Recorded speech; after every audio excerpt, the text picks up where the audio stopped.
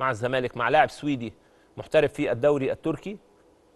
وارد نشوف زميلنا صلاح ابو زيد الصحفي عمل يعني او اتكلم عن مفاوضات المهاجم السويدي. صلاح مساء الخير. كابتن سيف، اخبارك ايه؟ عامل ايه؟ كله كويس؟ الحمد لله كابتن سيف، والله برحب بحضرتك وكل مشاهدين ومتابعين قناه اون تايم سبورت. اهلا بيك صلاح. يعني هل في مفاوضات مع اللاعب ده؟ ومين اللاعب ده؟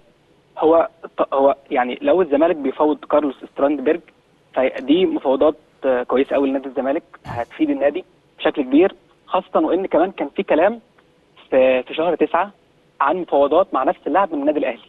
تمام. فانا تواصلت مع ليفنت مستيك اوغلو رئيس نادي هاتاي سبور.